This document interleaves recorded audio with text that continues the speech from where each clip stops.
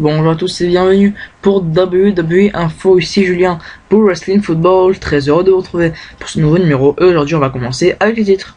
Donc aujourd'hui on parlera de Mojo Rawley, on enchaînera avec les résultats de WWE NXT et enfin on terminera avec l'actuel champion Adrian Neville. Mais d'abord on va commencer avec une information donc sur Mojo Rawley. Donc comme on peut le voir depuis plusieurs semaines, on a vu que les temps étaient très durs pour Mojo Rawley qui souffre à cause de plusieurs attaques du King of Selfie Tyler Breeze. Et bien il semblerait en fait que cette attaque serait juste pour l'écarter des rings puisqu'il est actuellement blessé à l'épaule.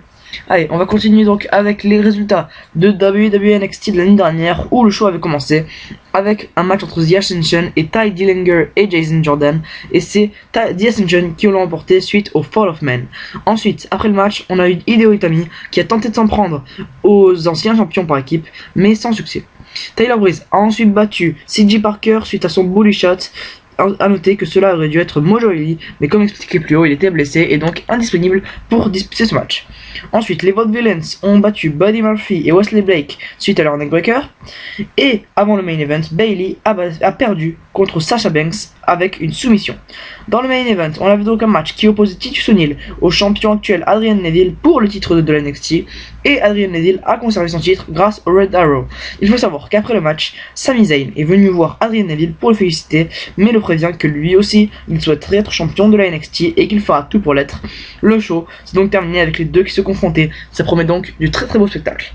D'ailleurs, on va terminer donc avec une information sur l'actuel champion de la NXT, Adrian Neville, car comme la semaine dernière il a affronté Sami Zayn, et bien comme toujours le match a littéralement emballé le public qui était présent et Adrian Neville a finalement remporté le match avec son Red Arrow et a obtenu une innovation assez exceptionnelle. Et bien il faut savoir que tous ces bons points ne sont pas seulement perçus par les fans, mais également par les officiels, puisqu'il serait très satisfait par son travail. De plus, il serait très apprécié par ses collègues en coulisses. Voilà, c'est la fin de cette WWE Info. J'espère qu'il vous a plu. On se retrouvera demain où on parlera des résultats de WWE SmackDown et on aura un rappel de la carte de Hell in a Cell. Voilà, on se retrouve donc demain pour un nouveau WWE Info. Merci de m'avoir suivi. Ciao tout le monde.